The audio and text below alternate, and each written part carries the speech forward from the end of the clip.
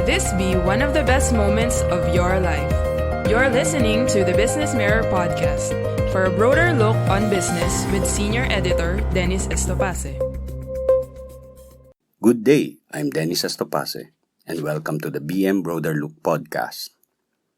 Our story for today is about the life of the founder of BusinessMirror and a known philanthropist, Ambassador Antonio Cabangon Chua, whose 4th death anniversary we commemorate on March 11.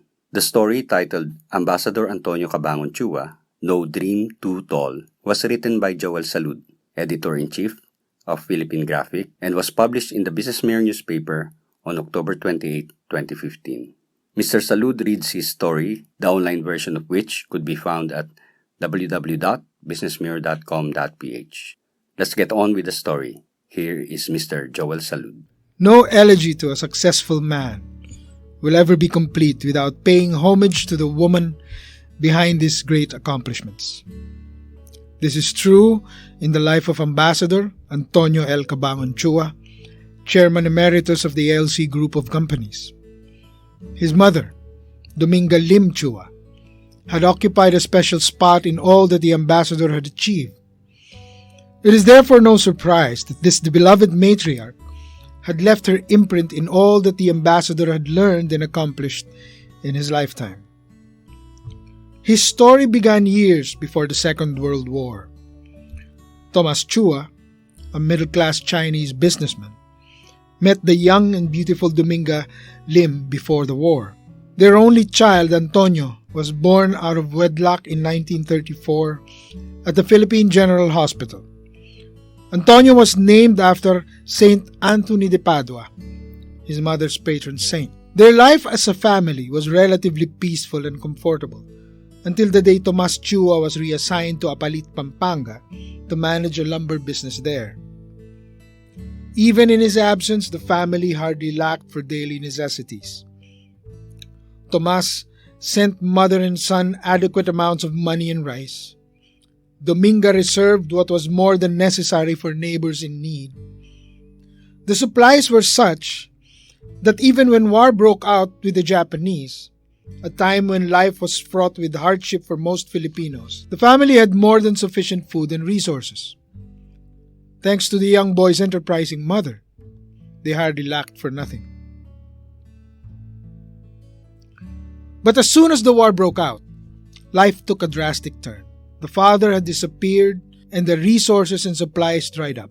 Rumor had it that Tomas Chua had been seized by Japanese officers and killed for supporting the guerrilla resistance. To quote the ambassador's biographers, Jose P. Tlacaba and Eric S. Caruncho, in the book Antonio L. Cabangon Chua, The Continuing Saga of Success, quote, alarming rumors began to reach Dominga that her husband had been arrested by the Japanese on suspicion of being a guerrilla. Later, she received the news that he had been executed, though this could not be confirmed, nor was his body ever recovered. End quote. As mother and child coped with thinning resources and the father's absence, the world around them began to tighten. Soon after, the Japanese military campaign reached Malate in Manila. To avoid risking capture or abuse, both mother and child fled to Barrio Vergara near the Pasig River, living the life they once knew for good. Life had been one difficult leap to the next. While the arrival of the Americans promised liberation for most Filipinos, all that Dominga and the young Antonio experienced was hardship after hardship. Both mother and child struggles were nothing short of the agonies of Calvary. As the ambassador would later describe it, Antonio was only 10 years old in 1945, the year of liberation, and at that young age, circumstances forced him and Dominga to make both ends meet. Learning from the enterprising spirit of his mother, Antonio took on various menial jobs as shoeshine boy, wash boy for American troops, vendor of dried fish and pandesal, newsboy, and janitor. At the Namayan Primary School, now Isaac Lopez Elementary School, where he was enrolled for primary education, the boy would be seen walking to school barefoot. Their poverty had reached a point where even a pair of 30-centavo wooden sandals, which the young Antonio had begged his mother to buy, were too expensive to own. He bawled and wept and cried to get his mother to free him from the pain in his feet. But when Antonio saw his mother weep quietly for lack of resources, he immediately knew he needed to do something. It was one of several low points in their life together, but nothing that the two cannot manage to somehow turn around. Early on, Antonio learned the basics of survival, even raising the money to pay for rent when her mother was confined in a hospital. He learned to catch fish from the Pasig River by digging out worms for bait from empty lots somewhere in Santa Ana.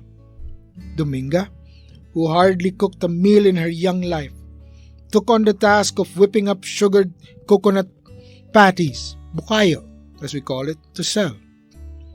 After fleeing to an area which the Americans had occupied, the barefoot Antonio, walking for miles, both mother and child worked as clothes washers for the American troops. Antonio had asked an old man to craft a shoe shine box for him so he can add to his daily keep by shining the shoes of American soldiers.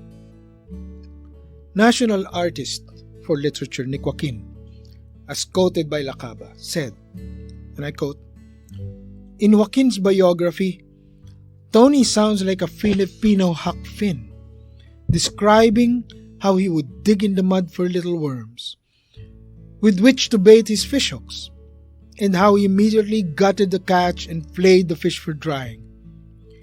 He also raised chickens in his backyard, ironed clothes at night, sold ice drops. Whatever it took to pay the rent and survive, he would do." End quote. In their little rented at home, food was scarce. Antonio would at times go for hours and days without a bite to eat, leaving him in an almost debilitating state of starvation. Tony later described himself as thin, of dark skin and a weak constitution. One afternoon, while shining the shoes of an American soldier, the boy noticed the man munching on a pear. He had not taken a single bite for a whole day, thus his unwitting display of interest in the fruit. The officer noticed the boy's stares and asked, rather crudely, if he had eaten anything. The young Antonio said no. Without warning, the officer tossed the half-eaten pear to the ground, summoning Antonio to pick it up and eat it. Tony wanted it, but he held back his hands for reasons of dignity. He had learned from his mother not to belittle himself despite the pangs of hunger. The boy refused to budge. The officer kept on nudging him until the GI kicked the boy in the face, and all Antonio could do was run to a corner and weep.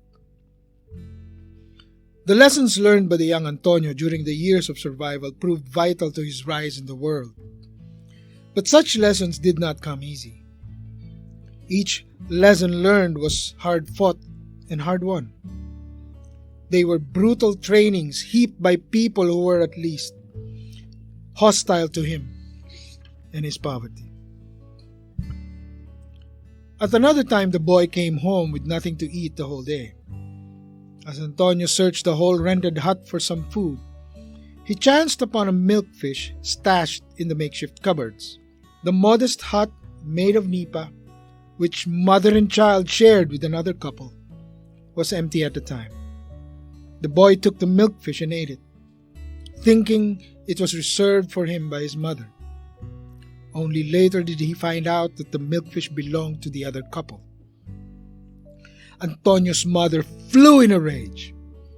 He would decades later describe the incident as one of the most unforgettable in terms of what he had learned from it. He saw his mother Dominga suffer that day with a mixture of wounded pride and shame, anger and self-pity. The mother for the first time scolded and beat the young Antonio for taking someone else's food. It was on that very hour when the boy promised himself to do everything necessary for his mother to never suffer the pangs of humiliation ever again. All this time, Dominga never gave up on Antonio's education. From the Namayan Primary School, the young Antonio later transferred to other schools with the assistance of some members of the larger family. He was an avid student, working alongside his mother while studying. By the end of the 1940s, he finished primary school at the Santa Ana Elementary. At this juncture, Dominga had raised enough savings to return to Mandaluyong and put up a sari-sari store there. While their life together had yet to turn for the better, things were already moving in their favor. This was up until the store started experiencing some problems. Neighbors brought supplies on credit, which made earning on time difficult for Dominga. One particular man bullied the mother to supply him with drink, a bottle of gin, without any plans of paying up. When Antonio heard about it, he immediately grabbed his balisong, a local butterfly knife, and challenged the man to leave. Their situation was no less precarious than the days of the Japanese occupation, but Antonio had also grown up, this time with the courage to contend with anyone's show of force. By the early 1950s, Antonio had enrolled in high school at the Cosmopolitan College in Santa Ana. Then he thought of taking the entrance exam in LaSalle College. He passed the exam, but since he lacked units in other subjects, he chose to enroll at the Philippine College of Commerce and Administration, currently the University of the East. He graduated high school at UE, completing the 4-year stint in 3 years' time. At 19, Antonio entered college through a commerce course at the same university, and simultaneously, he cross-enrolled at the FIARI University for a preparatory engineering course. Still working alongside his mother, Antonio eventually dropped out of FIATI due to the heavy academic load.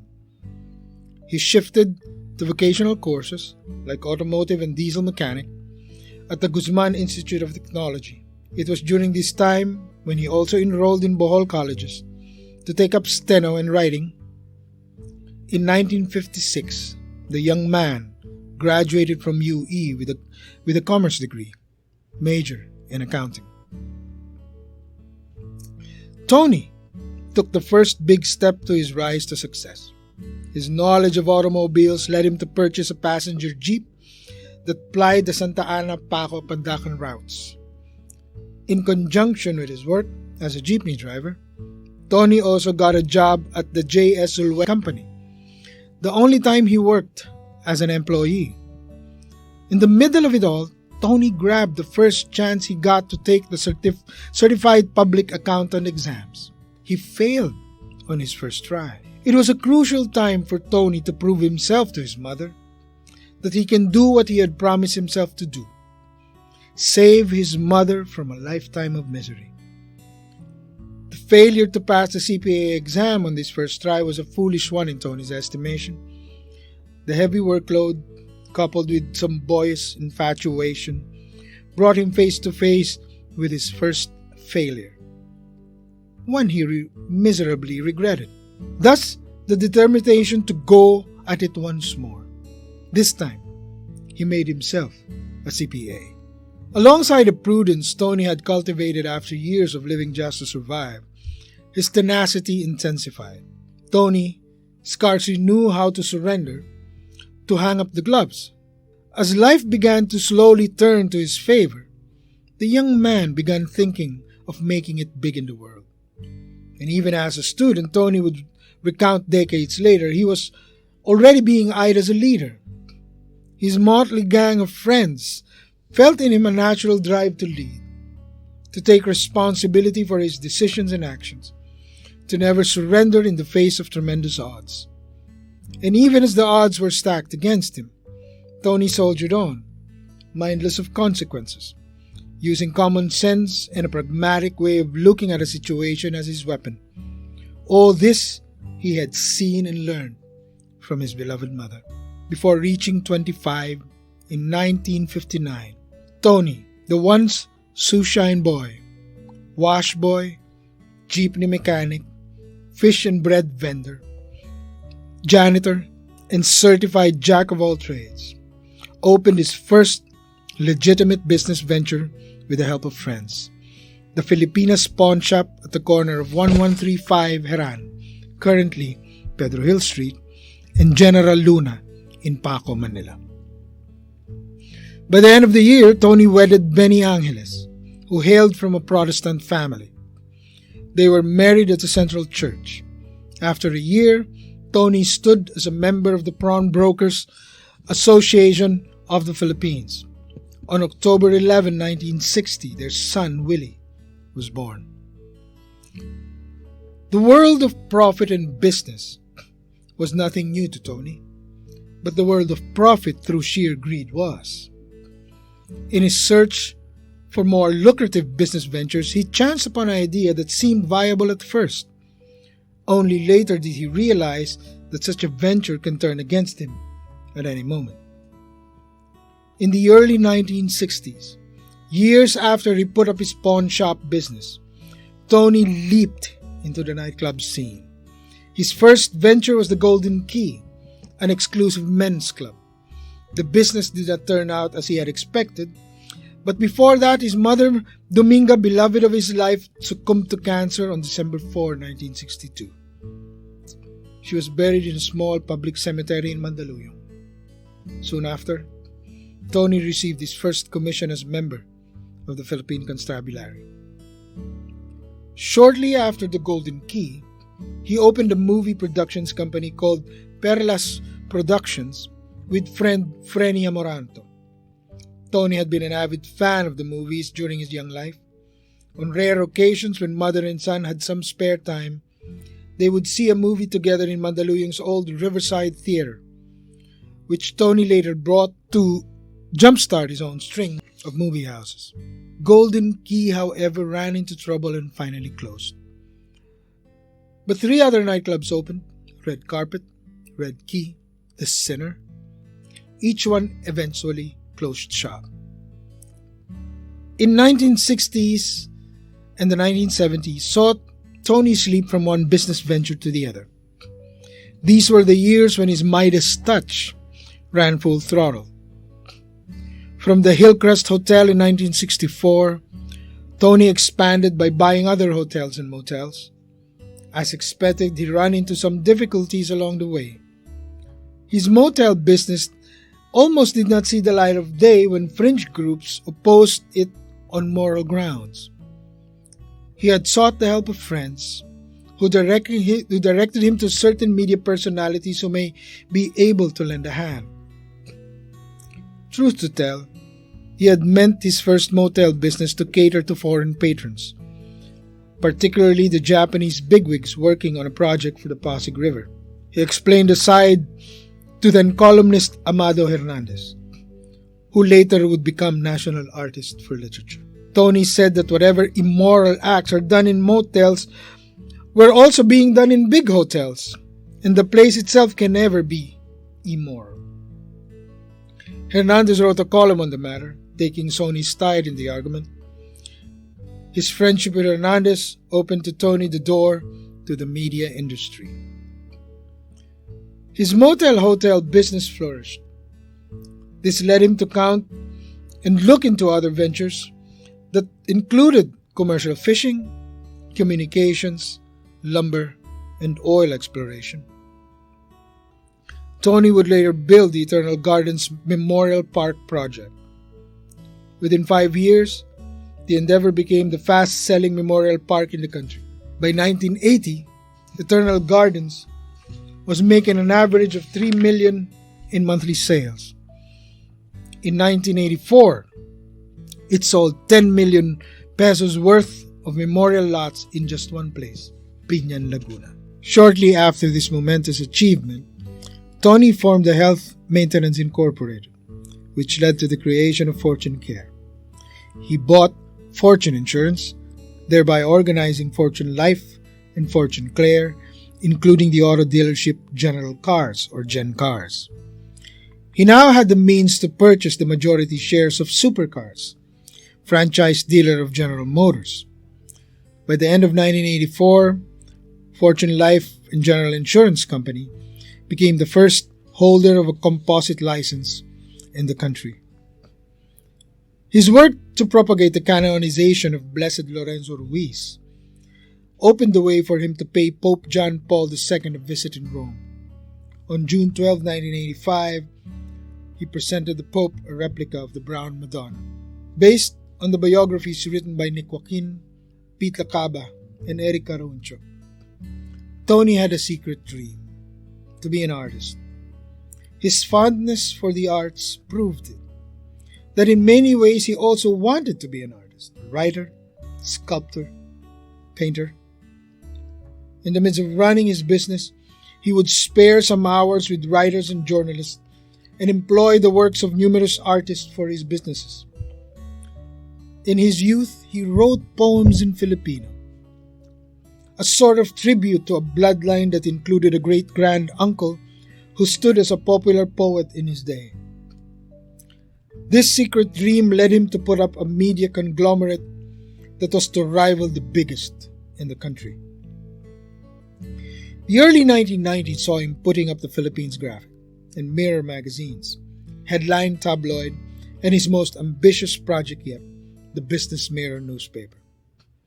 Amid all this, he also published View, Filipino Mirror, and operated under the Aliu Broadcasting Corporation's DWIZ 882 and a number of other radio stations years later. CNN Philippines came under his wing in 2015. For such dreams to find completion, Tony also embarked on the need to recognize the people behind the effort. The Philippines Graphic each year awards exemplary literary works and their authors through the prestigious Nick Joaquin Literary Awards. It is now on its 30th year.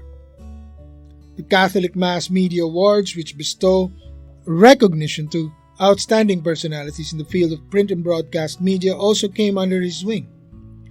Fortune Life created the Gintong Parangal, the Gold Prize, an award-giving body out to reward the contribution of Filipino teachers to national development. In 2003, Tony did not escape the watchful eyes of the government.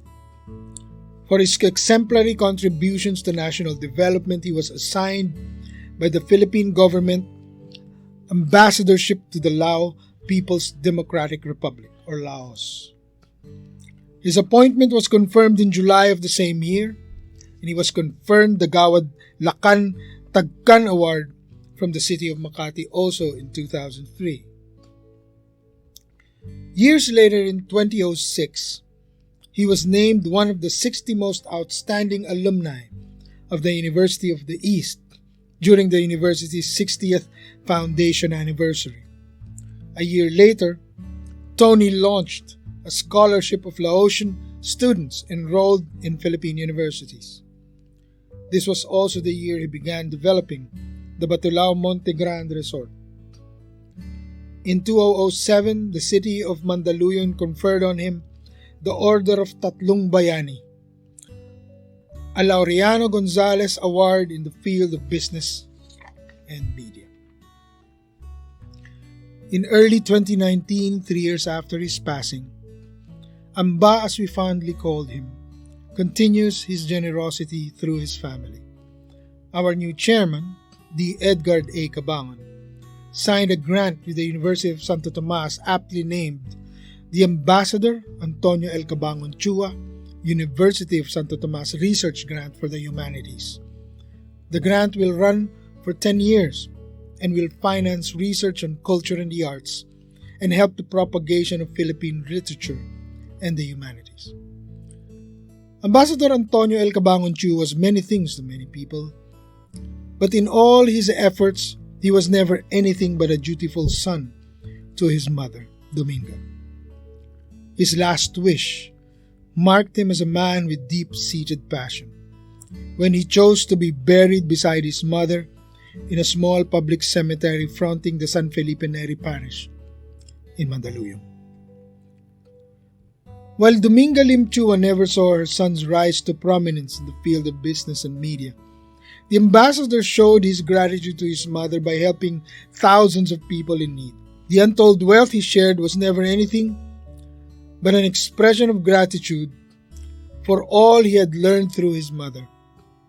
Tony was, till the end, the son of Dominga, the beautiful and courageous woman who saw his son through war and peace, hunger and plenty, prejudice and personal pride. Tony's Midas's touch, a clear reflection of his mother's courage in the face of overwhelming odds, had turned their misery around to form this golden rule: sipag at tiyaga.